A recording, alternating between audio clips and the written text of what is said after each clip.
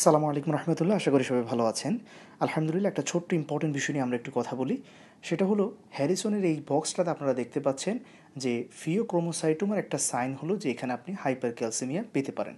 But এটা খুব বেশি কমন কিছু না, সো এটা নিয়ে খুব বেশি বদার্ড হওয়ার কিছু নয়। খুব ব্রিফলি একটু যদি জেনে রাখি যে এই হাইপার ক্যালসিমিয়াটা আসলে কীভাবে হয়, তাহলে দেখেন এখানে আসলে একটা ডিটেলস এক্সপ্লেনেশন আছে।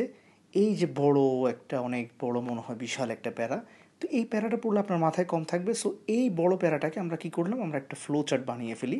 দেখেন আপনারা সবাই এটার সাথে অলরেডি আগে থেকে পরিচিত। তাহলে এখানে যেটা হয় যে এটা হলো ফিওক্রোমোসাইটোমার একটা টিউমার সেল। তো নর্মালি এই টিউমার সেলগুলো কী করে, এরা অতিরিক্ত পরিমাণে এপিনেফ্রিন এবং নরএপিনেফ্রিন রিলিজ করে। তো দেখা যায় অকেশনালি এই pheochromocytoma tumour cell parathyroid hormone related প্রোটিনও রিলিজ করতে পারে, নট ইন অল কেসেস। তো যদি পিটিএইচ আরপি রিলিজ করে, তাহলে পিটিএইচ আরপির কাজটা হলো পিটিএইচের মতো, প্যারাথাইরয়েড হরমোনের মতো। আর প্যারাথাইরয়েড হরমোন কী কাজ করে, মেইনলি সে তিনটা ওয়েতে আমাদের ব্লাড ক্যালসিয়াম লেভেল বাড়ায়। নাম্বার এক, সে বোনসের অস্টিওক্লাস্টের অ্যাক্টিভিটি বাড়িয়ে দেয়, এবং এই অস্টিওক্লাস্ট তখন আমাদের বোনস রিজর্পশন, বোনসের যে ডিমিনারালাইজেশন করে করে সে সেখান থেকে ক্যালসিয়ামগুলোকে বের করে ব্লাডে নিয়ে আসে, ফলে আমাদের ক্যালসিয়াম লেভেল বাড়ে। দুই নাম্বার, আমাদের এই প্যারাথাইরয়েড হরমোনটা কী করে, সে কিডনির মধ্যে যে রেনাল টিউবুলার, সেখান থেকে আমাদের ক্যালসিয়াম রিঅ্যাবজর্পশনটাকে বাড়ায়। ফলে ক্যালসিয়াম রিঅ্যাবজর্পশন যদি বাড়ে তাহলে হাইপার ক্যালসিমিয়া হবে।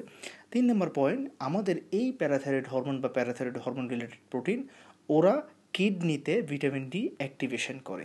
কিভাবে করে, ওরা এই যে 1 আলফা হাইড্রোক্সিলেজ এনজাইমের অ্যাক্টিভিটি বাড়িয়ে দেয়, ঠিক আছে, এই যে স্টিমুলেটস।